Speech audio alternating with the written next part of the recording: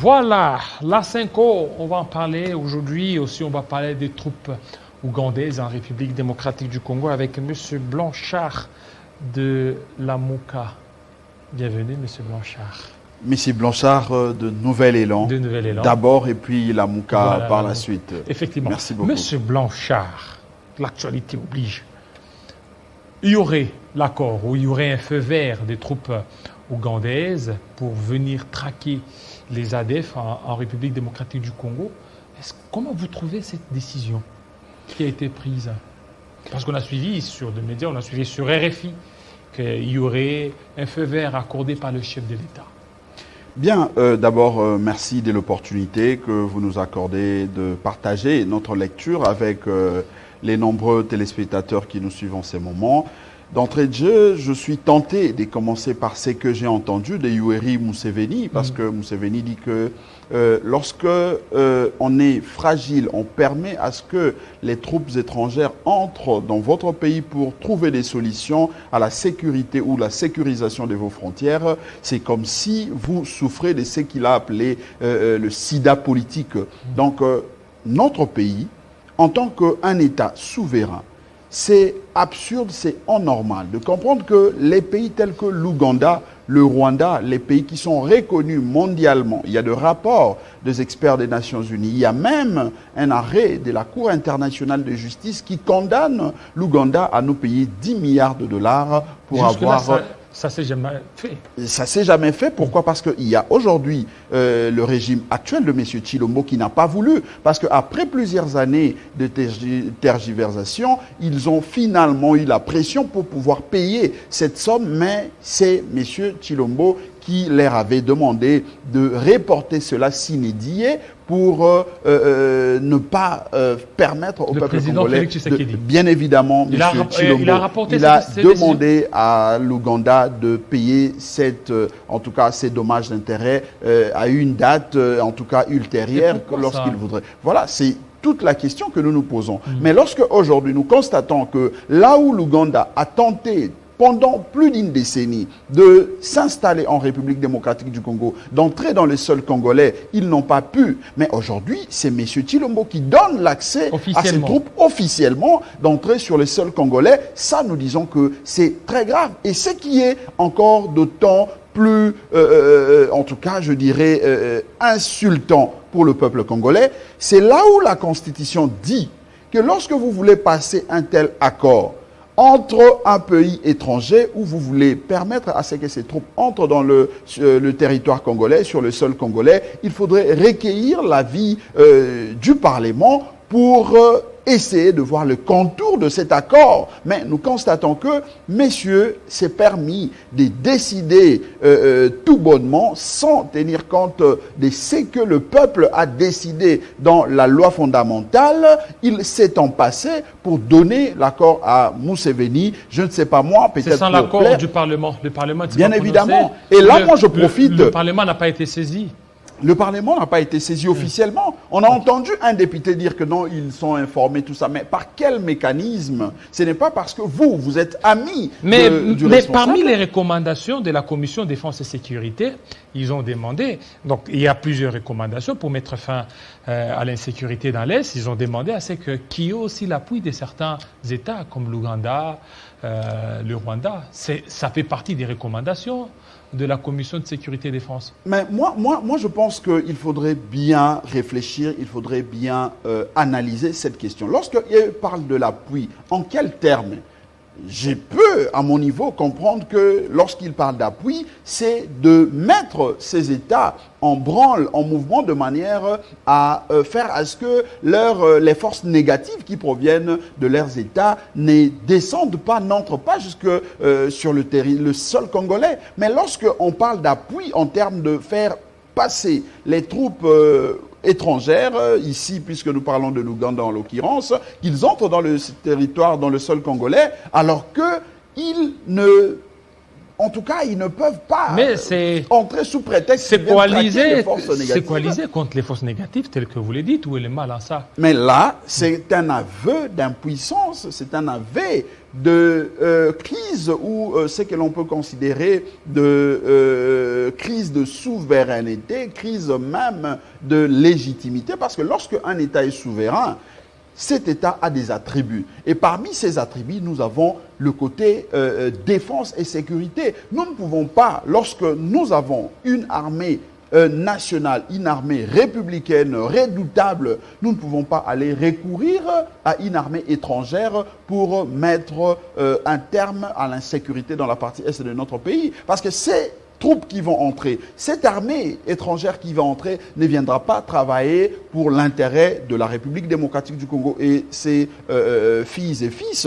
Ils vont travailler pour leurs propres intérêts. Nous avions vu cela avec l'armée rwandaise en 1997. Et aujourd'hui, tous nous savons la démarche, la vision, les mobiles de Museveni par rapport à notre territoire, par rapport au sol congolais. Mais lorsque l'on donne accès libre de manière officielle à cet État, à ces messieurs Museveni, alors que nous connaissons tous ces mobiles, nous connaissons tous Est-ce que ce n'est pas une sa stratégie, motivation. ce n'est pas une stratégie du président de voir aussi l'intention des Ougandais? Parce qu'à chaque fois que notre armée fait face à ces troupes-là négatives, il n'y a toujours pas des résultats. Alors, il veut aussi que les Ougandais puissent entrer et puis voir quelle est leur intention réellement. Non, mais moi je pense que l'intention de l'Ouganda, nous ne pouvons pas aller chercher dans, je ne sais pas moi, non. Nous devons clairement comprendre que l'Ouganda, le Rwanda notamment, sont des pays agresseurs de la République démocratique du Congo. Ça, ce n'est pas moi, Blanchard Mongomba, qui l'ai dit. Il y a des rapports, comme je l'ai dit, qui l'attestent et qui l'approuvent de manière très claire. Mais maintenant, nous, en tant que pays, en tant qu'État souverain, ce que nous devons faire, c'est plutôt de nous poser la question, ce que vous venez de dire. Pourquoi est-ce que notre armée n'arrive pas à finir définitivement avec ces forces négatives? C'est aussi un aveu d'échec de l'état des sièges. Ben, bien évidemment, parce que lorsque vous êtes pendant l'état de siège, les frontières sont censées être fermées, on ne permet pas l'accès aux troupes étrangères, on ne permet pas, mais on va faire un aveu d'impuissance, non seulement de l'État en tant qu'entité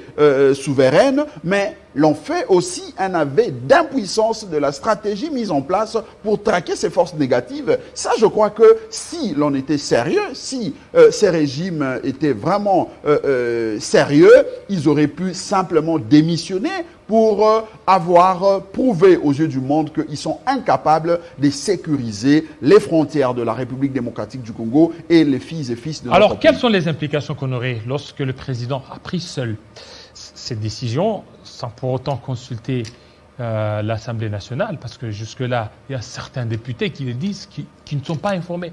D'ailleurs, il y a même des députés qui ont déposé une question écrite au ministre de la Défense pour un peu avoir beaucoup plus d'informations, parce qu'ils ont appris au travers des médias, ils veulent être saisis officiellement.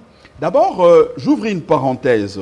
Je veux ici interpeller, quoi qu'il soit, entre guillemets, en prison, M. Vital Kamerhe.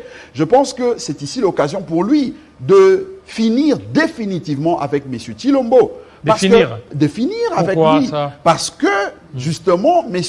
Vital Kamerhe, ça, je salue, parce qu'à l'époque, il a dû dénoncer l'attitude de M. Kabila lorsqu'il avait déclaré qu'il fallait accepter l'entrée des troupes rwandaises en République démocratique du Congo. Monsieur Vital Kamerhe, lorsqu'on lui pose la question sur Okapi, il dit qu'il n'était pas informé et il ne permet pas en tant que Parlement. Et c'est ce qui avait causé justement ce qui était à la base du divorce entre messieurs Vital Kamerhe et monsieur Kabila. Je crois qu'aujourd'hui, pour avoir fait la même chose que Kabila, M.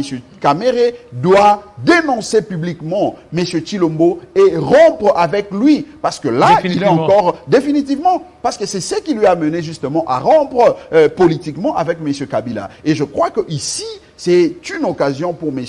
Kamere, non seulement qu'il est arrêté injustement par M. Chilombo par rapport à tout ce qui s'est passé, je ne veux pas revenir, je ne fais pas non plus son avocat, mais je vois la cause, je vois ce qui a amené M. Kamere à quitter M. Kabila. C'est la même chose aujourd'hui que M. Chilombo, qui est son compagnon, entre guillemets, de lutte par rapport à Nairobi, vient de faire. Donc, M. Kamere doit dénoncer et quitter définitivement M. Chilombo. S'il ne le fait pas, je crois que le peuple sera témoin et va tirer toutes les conséquences. Mais maintenant, par rapport à l'Assemblée nationale, je crois que nos amis qui sont là, quoique pour la plupart illégitimes et nommés, ils doivent... Illégitimes. Pour la plupart, parce que nous savons que... Même Mouzito aussi est illégitime aussi. Je parle de la plupart. Monsieur Mouzito, vous savez, il est parmi les 5 maires élus. Il a été élu, en tout cas, en bonne et due forme, par le peuple, par sa base de Kikwit. Mais la plupart, parmi les 500 députés qui sont là, plus de 450 ont été nommés. Et je pense que ici, nos compatriotes qui sont au niveau de l'Assemblée nationale doivent prendre les choses au sérieux et demander à, justement, messieurs, d'abord ces ministres-là, ils doivent répondre, et je sais qu'il n'aura pas de réponse claire et nette à donner. Et pourvu que ça soit aussi inscrit, parce qu'il peut déposer, mais voilà, jusque-là... C'est là où nous nous disons que ces députés-là doivent prendre leurs responsabilités. Ils doivent savoir. Aujourd'hui, même le président de l'Assemblée nationale peut prendre une décision comme ce qu'a fait Vital Kamerhe. Non, mais lui ne pourra pas. Il ne pourra pas parce que c'est un propagandiste.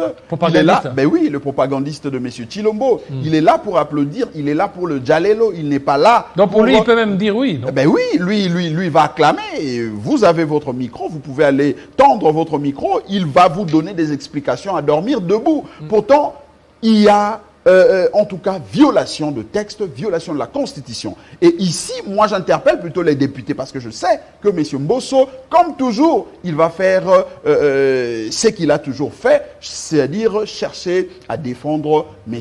Chilombo. Mais les députés, s'ils veulent revenir encore, en tout cas à un mandat, ils veulent avoir la confiance de notre peuple, ils doivent tirer les choses au clair et prendre leurs responsabilités, faire en sorte que les troupes ougandaises n'entrent pas en République démocratique du Congo, mais surtout sanctionner cet acte qui viole la Constitution, qui peut, à la limite, être considéré comme infraction de haute trahison. On ne peut pas accepter... Est-ce que le scénario des 98 ne risque pas de se répéter? Ou, c'est-à-dire au niveau des Kisangani, il y a eu des troupes ougandaises et rwandaises qui sont battues sur notre sol.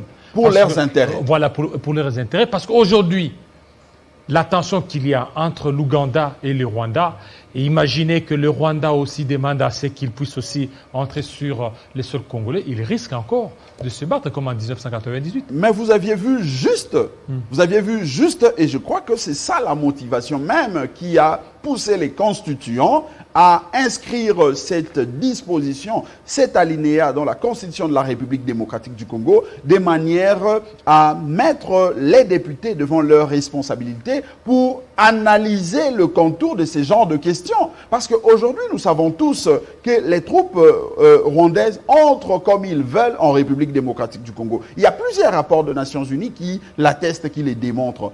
L'Ouganda, nous savons qu'ils ont toujours nourri cette volonté, cette envie de se retrouver dans le sol congolais pour piller nos richesses. Mais ils n'ont jamais en tout cas obtenu cette occasion-là. Même Kabila, je insiste parce que je regarde la caméra ici en face, les amis qui gèrent aujourd'hui par défi contre la volonté de notre peuple, ce sont eux qui nous ont dit ici que Kabila était rwandais. Ils doivent aujourd'hui avoir le courage de dire que Kabila, que eux accusaient rwandais ici, n'avaient jamais autorisé à ce que Museveni entre officiellement en République démocratique du Congo partant de ses troupes ou de son armée. Mais c'est M. Chilombo qui se trouve être le fils biologique de Etienne Tshisekedi, qui s'est toujours battu contre le Rwanda, contre, en tout cas, l'entrée de pays étrangers en République démocratique du Congo. Mais c'est lui qui autorise de manière officielle à ce que cette armée ougandaise entre dans le territoire congolais, qu'ils foulent le sol congolais, ça nous disons que ça ne peut pas passer. Nous devons tous, en tant que Congolais, nous insurger. Nous devons barrer la route à ces projets qui n'aura pour finalité, chers compatriotes, que de favoriser l'enrichissement illicite de ces troupes ou de cet État, l'Ouganda, dans le territoire congolais, mais surtout, ça risque justement de faciliter et d'accomplir le projet de la balkanisation. Parce que lorsque nous parlons de la balkanisation, chers frères, il ne s'agit pas seulement de la balkanisation physique, il y a aussi ce que nous pouvons appeler la balkanisation économique, et ça commence par ce genre de projets. Lorsqu'ils vont entrer ici, ils vont se taper des concessions minières, ils vont se taper des territoires où ils vont installer leurs compatriotes pour le champ, pour l'élevage et tant d'autres.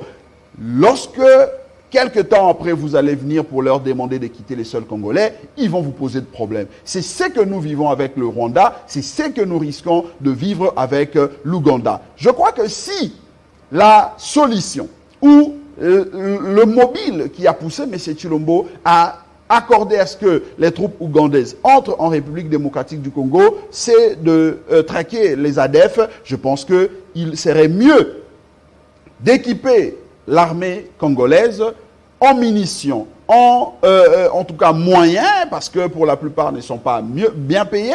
Ils doivent être bien payés, être en tout cas bien équipés en munitions pour traquer ces ADF. Ce n'est pas compliqué. Mais que lui-même, de nous autoriser l'Ouganda d'entrer dans le sol congolais. Le chef de congolais. l'État a dit qu'il se sentirait président que lorsqu'il y aura la paix dans l'Est. C'est dans sa vision d'instaurer la paix, non? Mais comment on peut amener la paix en République démocratique du Congo? Je ne crois pas que c'est en autorisant un État agresseur de la République démocratique du Congo, reconnu par un arrêt de la Cour internationale de justice, de nous amener ses troupes, son armée sur le sol congolais. Je crois que ce n'est pas ça apporter la paix en République démocratique du Congo. La paix peut se trouver si jamais nous équipons l'armée congolaise, nous mettons à leur disposition les moyens, les munitions pour traquer toutes ces forces négatives. Donc je crois que la solution passe par là. La solution ne peut pas passer par un accord entre un État agresseur et nous, la République démocratique du Congo, encore que nous savons le mobile, nous savons la motivation qui a toujours nourri l'esprit de M. Museveni. Voilà, merci. Alors, on termine avec vous par le point de presse de la SENCO. Dans un premier temps, on vous a suivi, comme si vous étiez en train de parler du rapprochement qu'il y a entre l'Église catholique et le pouvoir en place, mais le tout dernier point de presse, c'est un éclaircissement. Oui, d'abord... Il n'y a pas de rapprochement. L'Église catholique est restée saine, est restée droite dans ses bottes. D'abord, nous saluons ces points de presse, cette déclaration de la SENCO. Ça montre à suffisance que la SENCO ou même l'Église a toujours joué son rôle d'être au milieu, d'être du côté de la population. Et ils l'ont encore prouvé, les pères de l'Église, dans ces points de presse et cette dernière déclaration qu'ils venaient de faire. Nous, ce que nous avions toujours dit, c'est que le processus électoral actuel est entaché de plusieurs irrégularités. Notamment, nous dénoncions le fait que la loi organique n'a pas été consensuelle, n'a pas recueilli les avis et considérations de toutes les parties prenantes. Et à l'époque, nous avions demandé à l'Église de ne pas prendre part à ces processus qui consistaient à désigner l'animateur de la CENI parce qu'il était de son devoir partant de la loi. Et aujourd'hui, l'Église vous a suivi, l'Église s'est retirée des confessions religieuses. Alors, c'est une avancée. Non, mais je crois que c'est une avancée dans ce sens que l'Église a pour mission de travailler aux côtés de la population. Et aussi, l'Église vous demande à ce que vous ne vous cachiez pas derrière les confessions religieuses. Elle a raison. Elle a raison, et c'est ce que nous avions toujours fait, parce que nous, en tant que Nouvel Élan, Nous, je crois que vous aviez suivi même la déclaration du bureau politique de Nouvel Élan signée par l'initiateur du parti, Adolphe Muzito. Nous disions la même chose, que nous devons nous retrouver aujourd'hui dans le cadre de forces sociales et politiques pour avoir un cahier des charges clair. Parce que nous ne voulons pas justement donner l'impression que nous étions là pour se cacher derrière l'église. Parce que nous, en tant que Lamouka, nous avions l'avantage de dénoncer ou de revendiquer la dépolitisation de la CENI depuis. Nous avions mené des actions, nous avions présenté même nos propositions de loi organique et autres pour montrer le chemin que nous voulions de cette CENI dépolitisée. Aujourd'hui, nous sentons qu'il y a de forces sociales qui ont rejoint cette dynamique dans le cadre de forces sociales et politiques initiées par les laïcs catholiques et protestants. Nous sommes d'accord, mais nous disons que nous devons avoir un cahier de charges commun, lequel cahier de charges permettra à ce que nous puissions avoir dans la même direction, une même vision pour combattre dans le sens de dépolitiser la Commission électorale nationale indépendante. Merci beaucoup, M. Blanchard Mungoma. C'est à moi de vous remercier. De votre passage. Merci beaucoup. Tout de suite, on va parler de la sécurité sociale avec John Lungila.